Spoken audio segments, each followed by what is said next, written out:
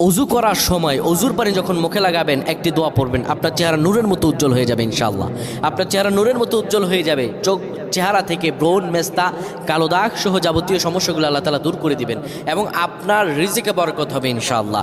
আপনার দোয়াগুলো কবুল হয়ে যাবে। অনেকের চেহারা সুন্দর কিন্তু তাকাতে ইচ্ছে করে না, মনে হয় চেহারায় নুন নাই, কিন্তু অনেকের চেহারাই কালো কিন্তু দেখতেও ভালো লাগে। যেমন এই যে বেলাল হাবশি, চেহারা দিকে তাকালেই শান্তির সুবাতাস বয়ে আসতো। সাহাবীরা যার চেহারা দেখে অনেক প্রশংসিত করিয়েছিল এবং যার কলব স্বচ্ছ ছিল।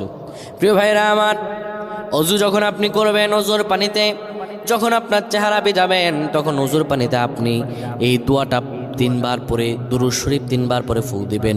দোয়াটি হলো আল্লাহু নূরুস সামাওয়াতি ওয়াল আরদ, আল্লাহু নূরুস সামাওয়াতি ওয়াল আরদ।